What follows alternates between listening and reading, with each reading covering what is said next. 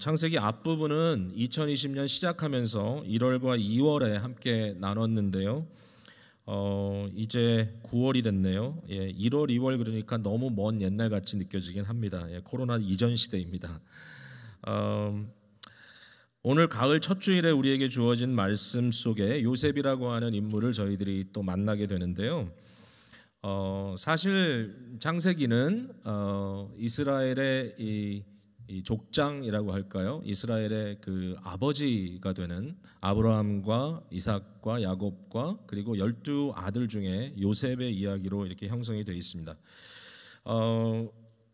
우리가 37장부터 우리가 다시 이제 창세기로 돌아왔는데 37장에는 요셉에 대해서 소개가 되어 있고 그리고 요셉의 그 형들 사이에서 요셉이 어떠한 지금 문제를 만나게 되는지 그리고 어떻게 그가 결국은 종의 신분으로 팔려가게 되는지 하는 이야기가 이제 등장을 하고요.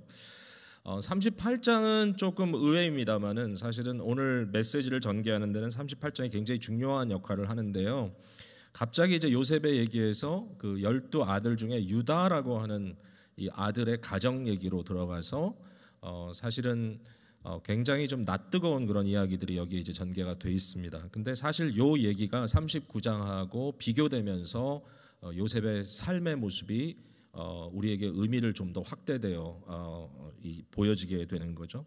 39장에는 요셉이 오늘 함께 앞뒤를 읽었습니다만은 보디발이라고 하는 그 애굽의 당시의 세계를 다스리는 그러한 이제 이 어떤 국가 형태를 갖고 있는 이 애굽의 바로 밑에서 굉장히 중요한 역할을 하는 그런 장관의 집에 이제 요셉이 종으로 들어가서 일을 하게 된다는 거고요.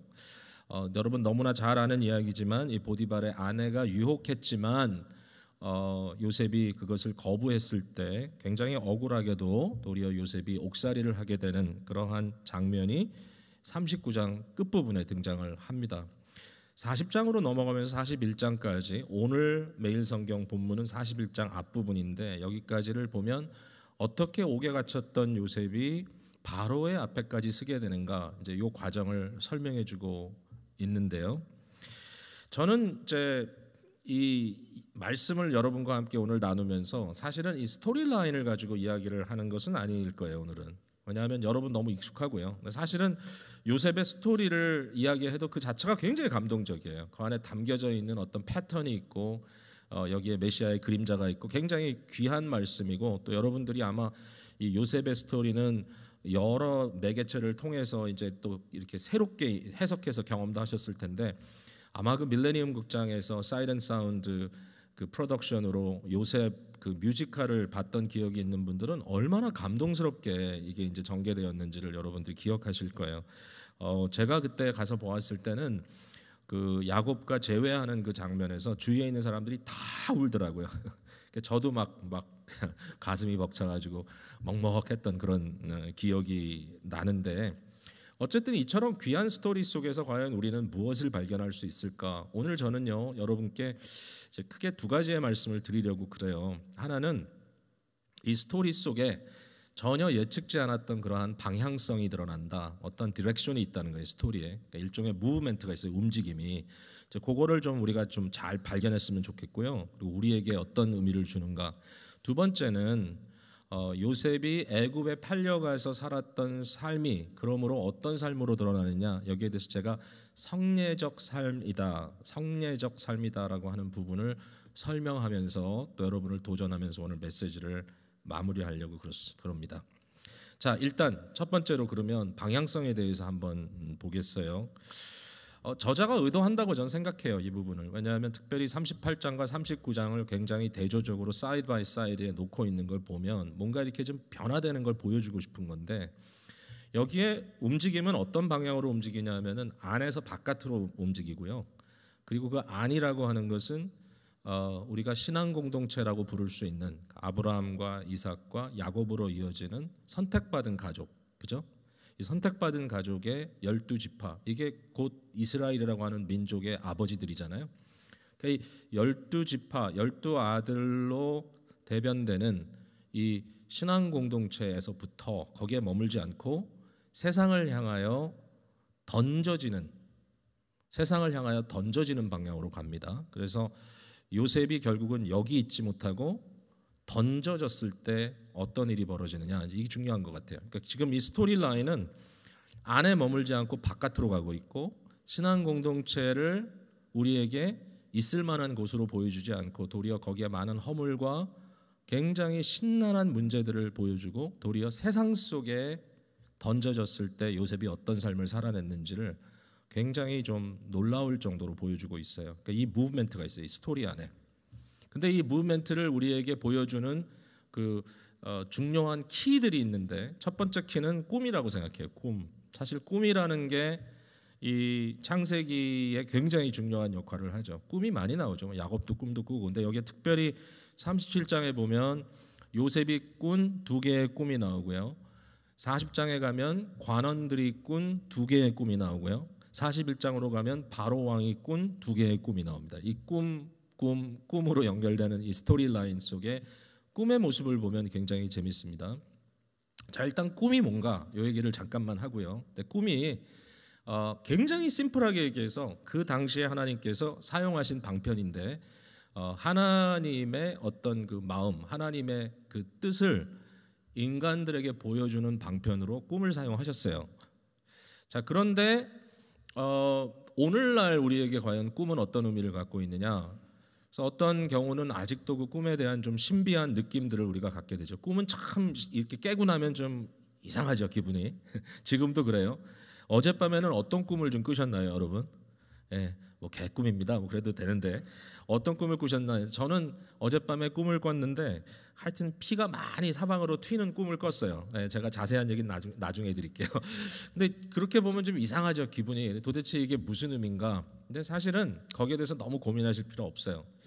20세기로 접어들면서 이제 시그먼드 프로이드라고 하는 그 정신 분석이라고 하는 분야를 이제 만들어낸 그 사람은 꿈을 어떻게 이해했냐면은, 이게 인간의 내면에 있는 욕구가 평상시에는 이렇게 좀 이렇게 쭉 눌려 있다가 밤에 이제 잘 때 꿈이 되면 이게 이제 열려 가지고 속에 있는 욕구가 표출되는 거다. 그래서 꿈을 해석하는 것을 통해서 히스테리아를 치료할 수 있다고 이렇게 생각을 하고 그랬어요. 그래서 꿈을 굉장히 중요하게 생각했는데, 즉 그런 경우는 뭐냐면 꿈이라는 게 밖에서 오는 게 아니라 우리 속에서 이렇게 나오는 거다. 굉장히 이렇게 갇혀 있는 거죠.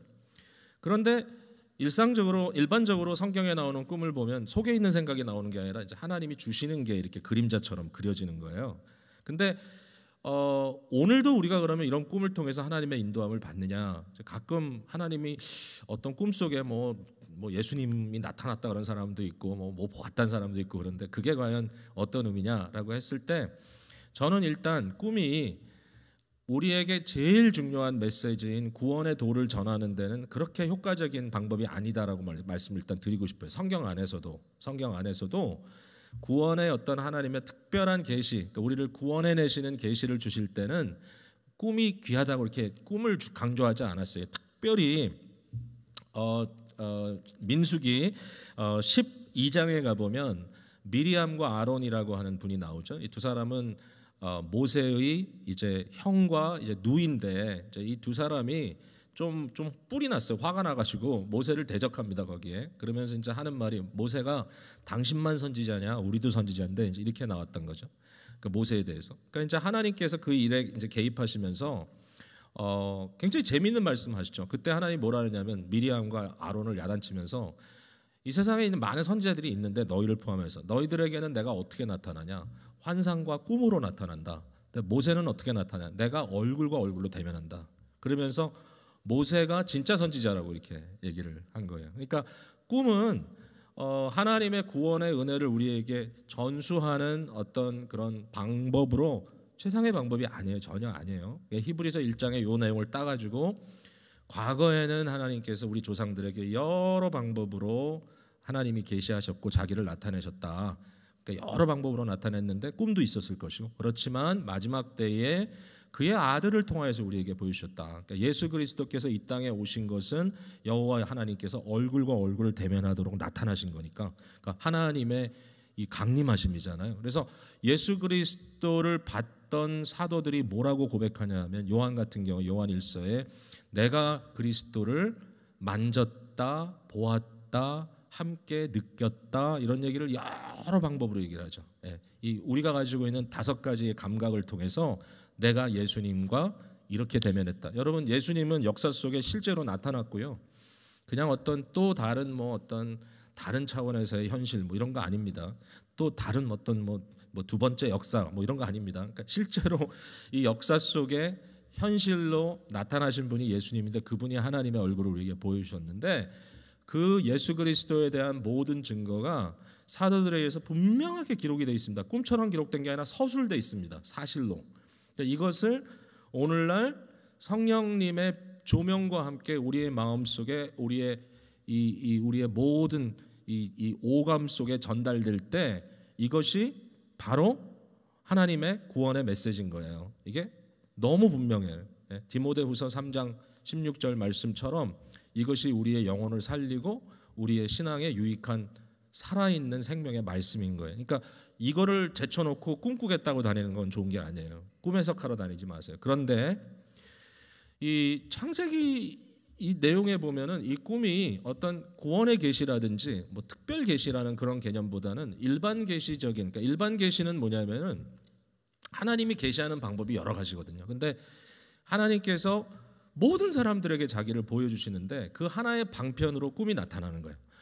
근데 보여주시는데 이 꿈의 이 보여주시는 특징은 뭐냐면 이러한 계시는 답을 주기보다는 질문을 던져요. 그 예를 들면 자연 세계에도 하나님을 계시합니다. 근데 자연 세계를 봤을 때 답이 아직은 안 와요. 자연 세계는 우리를 굉장히 어떨 때는 황홀하게도 하고 어떨 때는 두렵게도 하고 자연 세계를 통해서 느끼는 건 도대체 이 배경에는 누가 계신 거야? 여러분 제가 하나님을 믿고 창조 하나님을 믿는 사람임에도 불구하고요. 어제도 그걸 좀 느꼈습니다만은 밤에 이렇게 밤하늘을 어제 굉장히 맑았잖아요. 밤하늘을 바라보면서 그 수많은 별들의 모습을 볼 때요. 그 느낌은 뭐냐면 도대체 저 뒤엔 누가 계시는 거야? 약간 그런 좀 의아한 아직도 신비한 느낌을 갖는단 말이에요. 양심이라는 것도 있죠. 양심은 그리스도인들에게만 있는 게 아니라 다 있어요. 근데 양심이 가져다주는 질문은 뭐냐면 이건 아닌데라는 그런 질문이에요. 그러니까 답은 아니에요. 양심만 가지고 내가 살면 구원받는다 그거 아니에요. 그러나 양심이 우리에게 가져다주는 어떤 질문이 있어요. 이렇게 사는 게 아닌 것 같은데 도대체 뭐지? 이게 있어요. 우리의 삶에 여러 가지 이벤트가 있어요. 사건들이. 그 사건들도 우리에게 질문을 합니다. 왜 이런 일이 벌어지지? 왜 코로나가 이렇게 우리 이 시대에 여기 와 있지?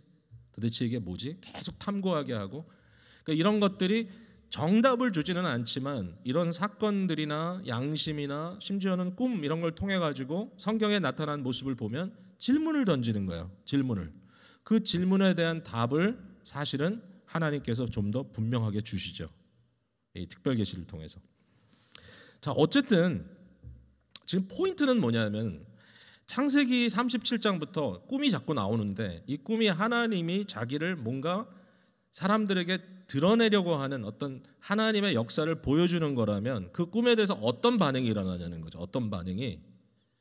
여러분 당연히 하나님을 인정하는 신앙 공동체에서 그리고 꿈을 이미 경험했던 야곱은요. 꿈을 꿨잖아요. 베델에서 사닥다리를 꿈으로 꾸기도 하고 꿈을 꿨던 이러한 얼마든지 하나님의 소통에 익숙한 사람들인데도 불구하고 37장에 요셉의 꿈을 들었을 때 저들이 도대체 이게 무슨 의미일까라고 전혀 생각지 않아요. 무시해버려요. 짓밟아버려요. 그리고 놀린다니까요. 요셉을.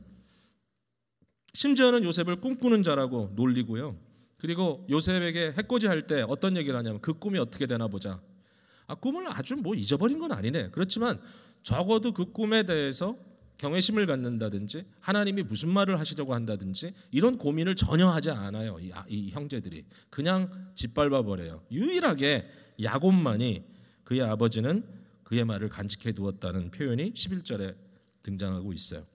이게 신앙 공동체 안에 이런 무지함이 나타난단 말이에요. 한편 반면에 이 관원들을 옥중에서 만났을 때 여기 이런 말이 반복해서 나오는데 그들 얼굴에 꿈을 꾸고 나서 근심의 빛이 가득해요. 근심하기 시작해요. 뿐만 아니라 바로도 마찬가지예요. 여기 41장 8절에 보니까 바로가 꿈을 꾸고 아침에 일어나서 그의 마음이 번민이 마음속에 일어났기 때문에, 수많은 질문들이 마음속에 일어났기 때문에 결국은 가만히 있지 못하고 수많은 사람들을 불러들여요. 좀 해석해내라고, 답을 얻고 싶다고, 답을 찾고 싶은 거예요. 그 이상하죠? 하나님의 백성들은 관심이 없고 도리어 세상 사람들은 알고 싶어하고, 이게 방향성이라는 거예요. 이 텍스트 속에 이상하게 하나님의 역사와 하나님의 임재가 신앙 공동체에 머물러 있지 않고 자꾸 세상을 향하고 있어요. 여러분 뜻밖이죠? 자, 또 하나, 여기에 나오는 신앙 공동체의 모습을 한번 보세요. 심지어는 야곱까지 포함해서 37장에 나오는 신앙 공동체의 모습은 한마디로 엉망진창입니다. 야곱이라고 하는 분은 그 어른임에도 불구하고 인생에 온갖 굴곡을 겪었고, 심지어는 자기의 부모가 야곱과 에서 그 둘 사이에 편애함으로써, 이 사랑의 코디네이션을 제대로 못함으로써 어떤 가정의 불행함이 있었는지를 직접 경험한 사람에도 불구하고 여전히 사랑을 미스매니지 한단 말이에요. 자기 소욕대로, 내가 원하는 대로. 그러니까 요셉을 지극히 편애함으로 결국은 그것으로 인해서 많은 내부적인 갈등이 조성되게 돼요. 자, 그러면 요셉은 괜찮았냐? 17살짜리 요셉이 어리지도 않은데 나타나서 하는 것이 뭐냐면은 형들에 대해서 그저 수군수군 하는 겁니다. 형들이 뭐 못했을 수도 있어요. 그러나 사실 좋은 거 아니에요, 비방하는 거. 형제들에 대한 비방. 여러분 로마서 1장에 보면은 아주 극악한 죄악들의 그 조목들이 이렇게 좀 나오는데, 거기에 나타나는 그 조목에 나오는 죄가 뭐냐면 비방하는 죄, 수군수군하는 죄. 하나님이 정말 미워하세요. 형제 사랑의 어떤 전혀 사인이 안 보여요. 형제 사랑의 사인. 여러분 필라델피아라고 하는 도시 이름은 참 좋은 이름입니다. 여러분 필라델피아 지역에 사시는 거를 프라우드하게 생각하세요. 필라델피아, 필로스라는 말은 아시다시피 사랑이고요. 아델포스라는 단어는 형제입니다. 형제. 필라델포스는 형제 우애입니다. 형제 우애. 필라델피아 그러면 형제 우애의 자리, 형제 우애가 이루어지는 곳. 멋진 이름이죠. 교회요, 교회. 필라델피아는 교회예요. 그래서 이 형제 사랑, 우애 사랑, 신약 성경에 이 필라델포스라는 이 형제의 우애가 나오면 그건 다 교회 얘기예요. 성도 공동체 얘기예요. 형제의 우애를 해라. 형제 우애가 중요하다. 형제 우애를 계속해서 너희들이 애쓰고 수고해라. 이 형제의 우애 너무 중요하단 말이에요. 근데 창세기 37장에 페일하는 게 형제 우애예요. 형제 우애. 형제를 우애하는 것을 페일하는 정도가 아니라 가인의 죄를 범해요. 가인의 죄. 가인의 죄는 뭐예요? 시기 질투로 가득 차서 동생 형제를 죽이는 죄예요. 형제들이 요셉의 형제들이 요셉을 죽이려 그랬어요. 죽이지는 않았죠. 팔았죠. 그럼 팔았다면 그러면 뭐 그래 너 한번 잘 살아봐라 이걸 거야? 아니야, 그게 아니에요. 거기 중요한 맥락은 뭐냐면은 getting rid of예요. 없애겠다는 거, 없애겠다는 거. 우리의 삶에서 그를 좀 없애버리면 좋겠다. 여러분 교회 안에 그런 일이 벌어진다는 거예요 지금. 네? 안타깝죠. 자, 이게 이제 38장으로 넘어가면 유다의 가정이 나오는데 중요한 샘플로 나오는 게 좀 더 깊숙이 들어가요. 유다뿐만 아니라 그 아들 세대에 나타나는 문제. 여기에 엘이라고 하는 큰 아들이 있어요. 근데 이 아들은 하나님이 악을 행했기 때문에 죽였다 그랬어요. 뭔지 몰라요. 그 악이 뭔지 잘 모르겠어요. 그런데 하나님이 뭐 그냥 아무 때나 시도 때도 없이 사람들을 이렇게 그냥 그 순간에 그냥 기다리지도 않고 심판의 날을 보류하지도 않고 그 순간에 그냥 확 그냥 다 끝내버리나요? 이런 일은 하나님이 웬만해서 하신 일이 아니에요. 웬만하진 이게 아니에요. 뭔가 심각한 문제가 있었어. 근데 또 그런 사건이 반복되죠. 그 아들, 그 동생에게서. 오난이라고 하는 아들에 대한 스토리는 뭐 여기서 제가 다 설명하기는 좀 그렇지만 이제 문제는 뭐냐면 이런 거예요. 그 당시에 그 상황은 결국은 이름이 이어져 간다는 것은 자기의 분깃이 남고 자기의 재산이 남기 때문에 생명을 이어갈 수 있다는 중요한 의미거든요. 다말이라고 하는 여자가 엘이라고 하는 큰아들과 결혼했으니까 다말은 집으로 돌아갈 수 없어요. 사실은 이미 호적을 옮겨온 거예요. 여기서 살아야 돼. 그러면 남편이 죽어버렸어. 아들이 없네. 동생이 대신 형수에게 아이를 갖게 해주는 거예요. 자, 그러면 그게 그냥 어떤 무슨 뭐 간음이고 간통이냐 그런 의미가 전혀 아니에요. 어떤 성적인 의미가 아니라 의무를 행함으로써 잉태한 아들이 형의 이름을 이어가도록 하는 거예요. 형의 분깃을 이어가도록. 이건 굉장히 중요한 경제적인 시스템이에요. 근데 오난이라고 하는 동생이 이걸 거부해. 안 해. 왜? 형은 없어지면 좋겠어. 형의 이름이 남길 원치 않아. Get rid of. 형제 사랑이 없는 거야. 자기가 다 차지하고 싶은 거예요. 그러니까 하나님이 이 친구도 없애버렸어요. 이게 지금 가정 안의 불행이에요. 그리고 나서 낯뜨거운 일이 또 벌어지죠. 유다가 며느리를 임신케 하는 그런 문제가 생기는데 이것도 결국은 그럼 다말이 문제냐? 여기에 마지막에 유다가 그녀가 나보다 더 의롭다라는 한마디를 남기죠. 뭐예요? 자기가 위선자다. 자기가 잘못했다. 이렇게 고백을 하는 이 스토리 속에 아주 그냥 심각한 그 페일리어들이 거기에서 등장을 하는 겁니다. 여러분, 이렇게 심각한 페일리어가 벌어지고 있는데 반면에 도대체 무슨 일이 벌어졌는지 모르겠는데 요셉은 39장으로 넘어가면서 완전히 새로운 사람으로 변해 있습니다. 세상에 던져졌는데 그거 참 모르겠어요. 도대체 무슨 일이 벌어졌느냐 이 사이에.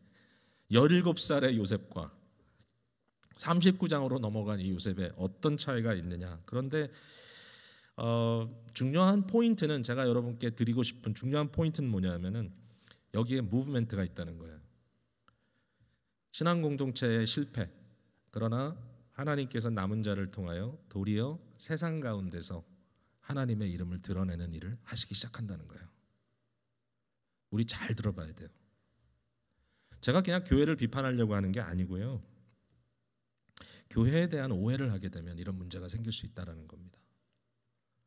사실은 뭐 여러 가지로 이 얘기를 할 수가 있어요. 예를 들면 하나님이 아브라함의 가족을 선택한 목적 자체가 뭐냐라고 했을 때 아브라함을 통하여 잘 먹고 잘 살아라, 내가 너를 축복해 주겠다가 아니라 네가 만민을 복되게 하겠다라는 거였잖아요. 그러니까 어차피 하나님은 예루살렘과 사마리아와 온 유다와 땅끝까지 퍼져나가게 하실 거예요.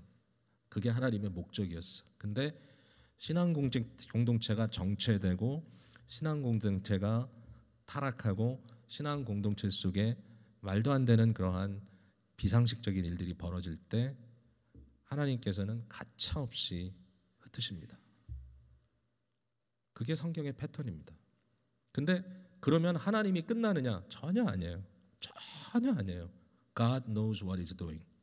하나님은 뭘 하시는지 알아서 선택한 사람을 통하여 그의 역사를 세상 속에서 이루시오.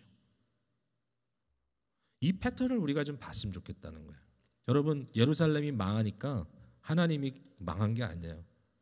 다니엘과 세 친구를 통하여 바벨론에서 역사하시기 시작하세요. 여러분, 이게 끊임없이 성경 속에 등장하는 패턴이에요.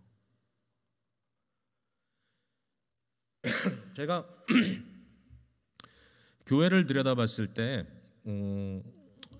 교회는 이제 여러 가지 앵글에서 우리가 볼 수 있지만 특별히 우리의 눈에 보이는 건 지역 교회니까요. 로컬 처치니까. 로컬 처치 안에 참 안타까운 일들이 많은 경우들을 봅니다.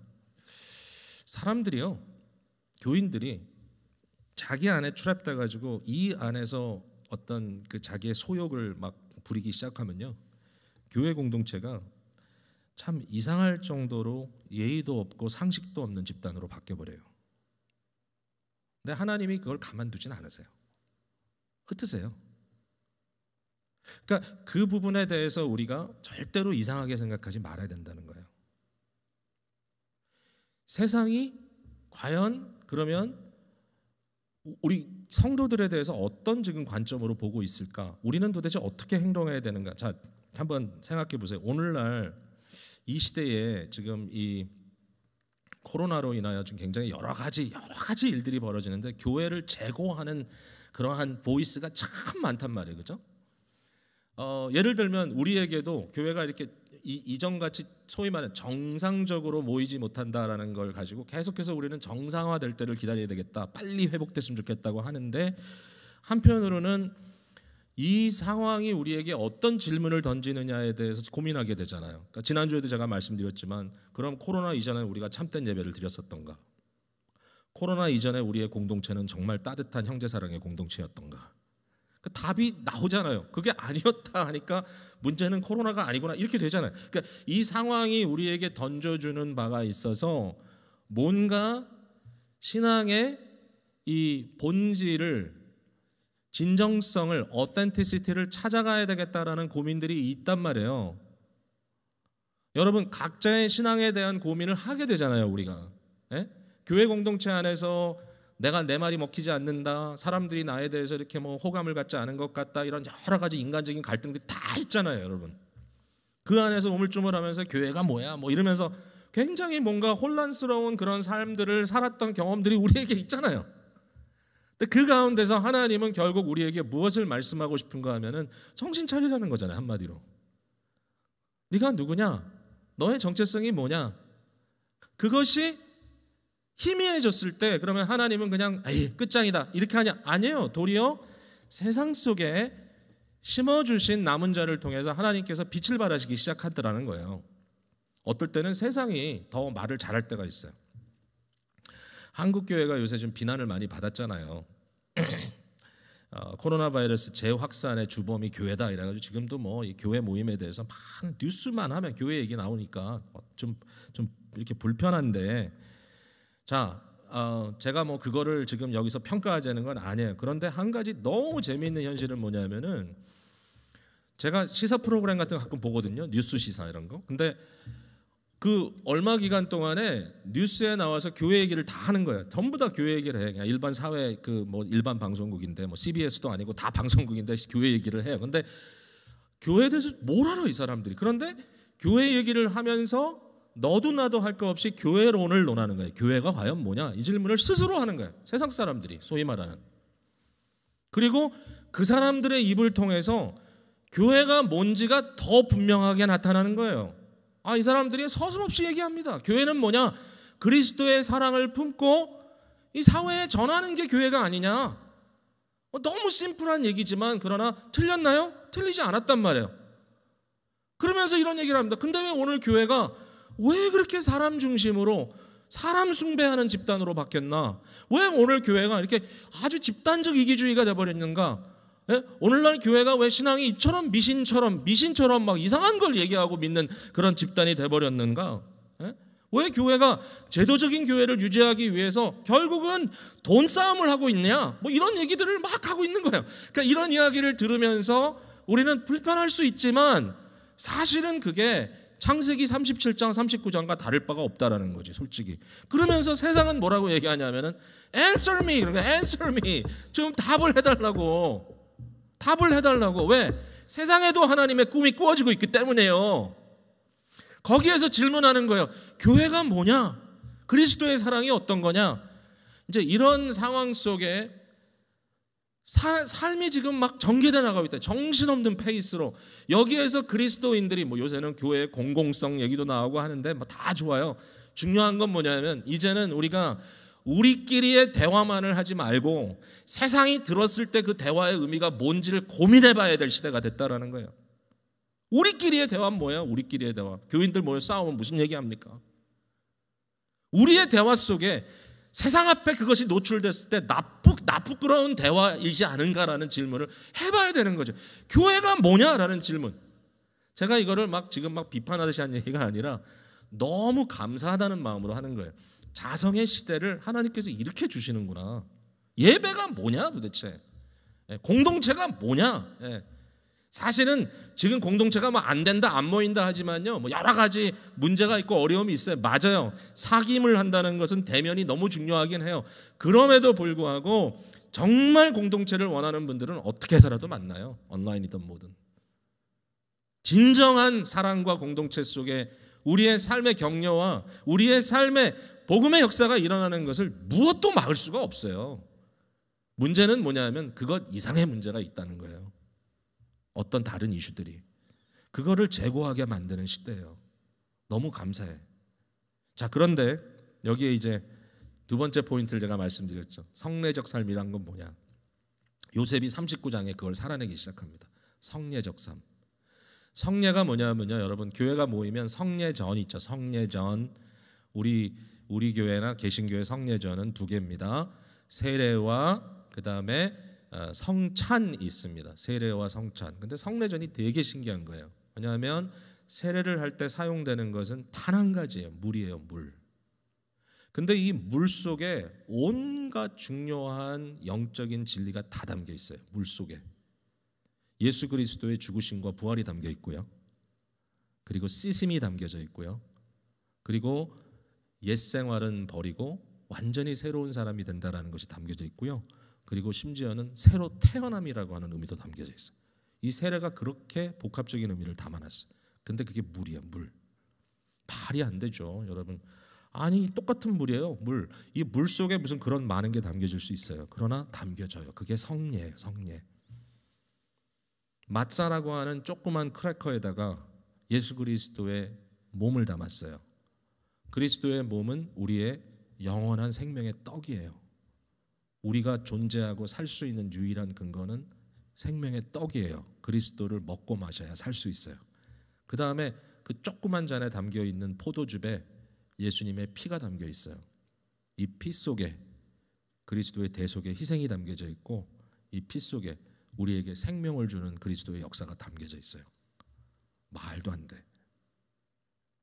어떻게 물에, 어떻게 크래커 한 조각에, 어떻게 포도즙 약간에 그런 어마어마한 거대한 것들이 담길 수 있는가? 이게 성례전이에요. 근데 성례전을 왜 하냐면은, 성례전은요, 어거스틴이 이렇게 얘기했어요. 성례전이라는 것은 outward visible sign, 그러니까 외형적인 겉으로 볼 수 있는 그러한 사인인데, 무엇에 대한? 내면적인 보이지 않는 하나님의 은혜를 겉으로 보여주는 것이다. 어떤 분은 이렇게 얘기하더라고요. 하나님의 은혜를 tangible, 만질 수 있게, 맛볼 수 있게, 즉 우리의 심지어는 육체적 감각, 오감을 통해서 받아들일 수 있도록 만들어 놓은 것이 성례다. 이게 성례다.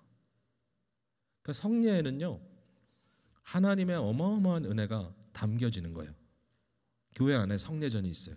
우리가 요새 성례를, 이 성찬을 좀 안전의 어떤 이슈 때문에 사실 우리가 하지 못해가지고 참 고민인데, 아무래도 10월 초에는 어떻게 해든지 좀 해봐야 되겠다 생각을 해요. 근데 이 성례전의 의미는 그런 거예요. 성례전의 의미는.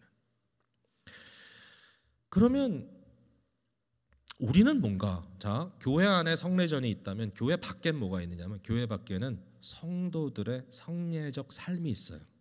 우리의 삶이 똑같은 의미를 담는다는 거예요. 예수님은요, 세상에 자신을 드러내기를 원하세요. 근데 예수 그리스도를 드러낼 때 그리스도가 직접 나타나면 사실 그건 마지막 때예요. 그럼 다 이제 끝이에요. 그러면 그때는 성례전이고 그런 거 없어요. 예수님 본인이 계시기 때문에.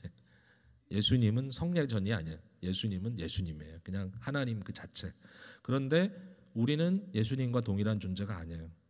우리는 예수님을 성례적으로 담아내는 자들이에요. 바울 사도는 이걸 어떻게 설명했냐면, 우리는 질그릇이다 그랬어요. 질그릇, jar of clay, 흙으로 만든 그릇이다. 그런데 우리 안에 보물이 담겨져 있다. 그 보물은 그리스도다. 우리는 성례적 존재들이에요. 그러니까 이렇게 세상으로 던져졌을 때 요셉이 살아낸 삶의 모습은 뭐냐면 성례적 삶을 살았어요. 제가 이제 그 말을 붙인 거예요. 성례적이라는 말을 좀, 이건 어디 딴 데 있는 게 아니라 제가 만들었다고 하면 좀 그렇지만, 하여튼 뭐 의미를 여러분께 이렇게 만들어서 드리는 거니까 이해하시면 돼요. 우리 기쁨의 교회 언어에 관한 성례적 삶을 살아야 되겠다. 내가 마치 물이 이렇게 어마어마한 영적인 현실을 보여주시지, 마치 크래커 하나와 그 포도즙 하나가 이와 같은 그리스도를 보여주듯이 질그릇밖에 되지 않는 imperfect한, 너무나 부족하고 너무나 아무것도 아닌 것 같은 내가 예수 그리스도를 담아내는 그릇으로 살아가겠다. 이거 어떻게 합니까? 이거 어떻게 합니까? 요셉이 우리에게 가르쳐 줍니다. 아주 쉽게 제가 세 가지만 말할게요. 첫 번째는 하나님의 임재가 나타납니다. 근데요, 하나님의 임재가 나타난다는 거, 뭐 주여 주시옵소서, 나한테 무슨 막 갑자기 파워를 주시고 내가 막 불신자들하고 싸워서 이기고 막 이런 임재가 아니에요. 여기 보니까 하나님이 여호와께서 요셉과 함께 하셨다. 근데 그 결과가 너무 중요합니다. 이 말의 의미가 요셉에겐 어떻게 이해가 됐는가? 이 말은요, 보디발의 아내가 유혹할 때 나타납니다. 그때에 요셉이 말하는 그 말 속에 그 의미가 나타나요. 그게 뭐냐면은 당신은 내 아내가 아니요, 당신은 주인이 있는 사람이요. 근데 만일 내가 당신과 이렇게 범한다면 살아계신 하나님 앞에서 내가 어떻게 죄를 질 수 있느냐. 그러니까 여러분 잘 보세요. 하나님의 임재라는 건 뭐냐면, 성례적 삶은 뭐냐면 하나님께 응답하는 삶이에요. 하나님께 answer하는 거예요. 나의 삶의 모든 것을. 이걸 이제 영어로는 accountability라고 할 수 있어요. 하나님께 계수하는 삶. 근데 그 항상 하나님께 응답하는, 매 순간이 하나님께 응답되는 거예요. 그러니까 결국 나의 인생의 모든 것이 하나님과 연결되어 있음을 끊임없이 인식하고 증명해내는 거예요. 하나님의 임재, presence of God. 그게 윤리예요. 윤리, 도덕이 뭐예요? responsibility예요. 나의 삶에 어떤 책무가 있다. You must. 뭐야? 나 무슨 책임 없는데? No, you must. 당신 윤리적 책임이 있습니다라고 얘기하는 거예요. 왜? 하나님의 피조물이고 당신은 하나님과의 관계 속에 있기 때문에 이게 윤리예요. 그런 윤리가 없다고 주장하는 사람도 있어요. 내 마음대로 살면 된다. 근데 그거는 결국은 틀린 거예요. 왜? 진정한 건 하나님이니까. 창조주가 실제니까. 그러니까 그 하나님으로부터 흘러나오는 중요한 가치는 answer to me. 내게 대답하라. 이러한 하나님의 디맨드 앞에 서 있는 삶이에요. 성례적 삶은 이게 나 혼자 마음대로 사는 삶이 아니다. 내 안에 하나님과의 연결고리가 분명히 있다라고 믿고 사는 거예요. 그 다음에 나타나는 게 뭐냐면은 생명의 역사예요. 여기 형통이라고 말해요. 모든 걸 하지만 형통이다. 이건 지난주 설교로 돌아가야 돼. 지난주에 제가 뭐라 했어요? 기쁨을 유발하는 것은 결국은 죽음에서 부활로 옮겨오는 거다. 그러니까 하나님께 앤서라는 진정한 순종과 윤리적인 삶이 가져다주는 결과는 뭐냐면 하는 모든 것들이 죽음으로 향하는 것이 아니라 생명으로 향하는 거예요. 결국은 이 죄의 소욕으로 향하는 것이 아니라 영생으로 향하는 삶의 그 과정인 거예요. 저 안에 사랑이 있고 소망이 있고 거기에 지혜가 있고 거기에 믿음이 있고 용서가 있고 화해가 있고 변화가 있고 섬김이 있고 생명으로 향하는 거예요. 이게 바로 형통인 거예요. 그래서 종살이를 하면서도 가능했고 옥살이를 하면서도 가능한 거예요. 이게 그냥 세상적으로 잘 나간다는 게 아니에요. 놀라운 일이 벌어집니다. 이처럼 하나님과의 생명의 관계에 들어가 있는 사람에게 뭐든지 맡기니까 돼요. 생명의 역사가 일어나는 거예요. 보디발이 그의 손에 쥐어주니까 생명이 돼요.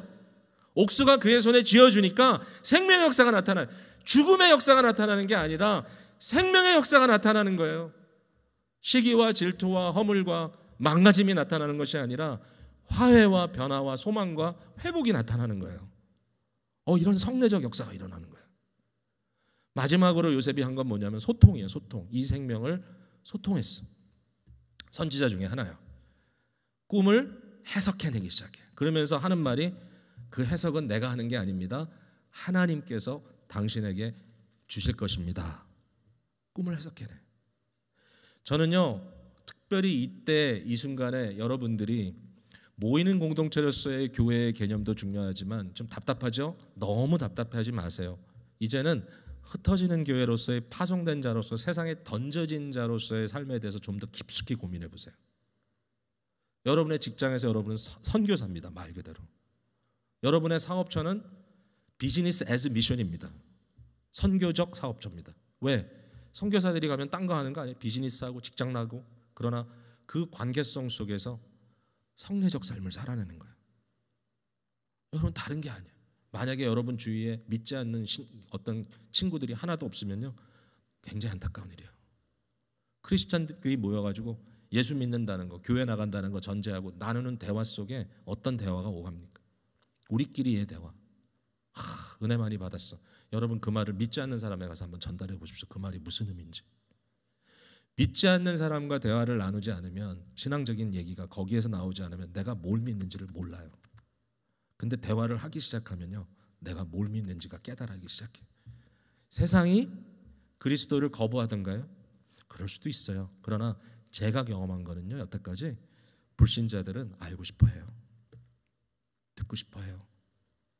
물론 뭐 다 그런 건 아니겠지만 상당한 사람들이 얘기를 나누면 너무 흥미로워해요. 그 얘기를 전달할 수 있는 성례적 삶을 살아내는 것이 우리에게 주신 너무 귀한 목적이에요. 지난주에 웨스트 노리턴 타운십에 이 경찰들에게 그 어소시에이션에 저희 교회가 지난 설립감사주일에 헌금했던 그 액수 그중에 대부분을 그분들에게 도네이트하면서 전달했어요. 웨스트 노리턴이라는 곳은 우리 교회가 위치한 자리예요. 이 상황을 가면서 특별히 공권과 시민이 부딪히는 이 시대에, 시민과 시민이 부딪히고 인종과 인종이 갈등이 있는 이 시대에 우리 기쁨의 교회가 소수민족을 중심으로 한 교회로서 이 지역에서 무슨 의미를 갖고 있는가라는 질문에 대해서 좀 더 깊이 고민하게 되더라고요. 이때 우리가 할 수 있는 게 뭔가? 여러분, 그냥 경찰들한테 돈만 준 거 아니에요. 절대로 그렇게 안 했어요. 많은 얘기를 나눴어요. 대피리들하고. 우리 교회는 이런 교회다. 우리의 마음은 이런 마음이다. 우리는 당신들을 블레싱하며 기도하겠다. 당신들이 책임 있다는 얘기를 하는 거예요. Now you're accountable. 우리가 지켜보겠다. 그리고 이 시대에 아프고 힘든 갈린 이 나눠짐 속에 다리를 놓는 교회가 되고 싶고 서로의 신뢰감을 세워나가는 첫 단추를 좀 끼웠으면 좋겠고 이러한 와중에 세상이 우리의 소리를 어떻게 들었을까요? 감사함으로 들었어요. 여러분, 이건 뭐 아주 단면적인 거지만 그냥 한 작은 거예요. 앞으로 이런 일들이 좀 많았으면 좋겠어요. 그리고 무엇보다도 여러분 개인의 삶 속에 성례적 역사가 일어나는 좋은 그러한 보고서가 마치 창세기 40장, 41장 쓰여지듯이 여러분의 삶을 통해서 쓰여졌으면 좋겠어요. 예수님은 절대로 안 밀려요, 세상에. 하나님 절대로 안 밀려요. 말도 안 돼, 밀린다면. 여러분, 이 이미지를 마음속에 꼭 갖고 계세요. 이스라엘이 블레셋하고 전쟁했어요. 이스라엘이 져요. 그러니까 그때 어떻게 했죠? 여러분 기억하세요? 법궤를 가지고 나왔어요. 전쟁터에. 근데 법궤를 블레셋에 뺏겼어요. 하나님이 졌어요. 하나님이 항복했어요. 끝났어요. 이스라엘은 패했어요. 그런데 법궤를 가지고 간 블레셋에 난리가 나기 시작합니다.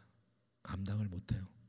왜냐하면 하나님의 임재가 나타나는 곳마다 이방의 권세들은 서질 못해. 하나님 스스로 테이크 케어 하십니다. 여러분, 여러분이 세상에서 위축되지 마세요. 파송된 자로서 성례적 삶을 살아갈 때 딴 질문을 하지 마세요. 그리스도라면 정말 어떻게 했을까? 이 고민은 좀 해보세요. 왜냐하면 그리스도의 이름으로 말도 안 되는 일을 하는 사람도 있으니까요. 그건 하지 마세요, 절대로. 그러나 정말 성례적 생명을 살리는 일들이 여러분의 삶을 통해서 나타난다면 여러분 절대로 세상에 지지 않습니다. 밀리지 않습니다. 그래서 승리하시는 바로 이때 새로움을 경험하시는 저와 여러분이 되기를 간절히 바랍니다. 기도하겠습니다.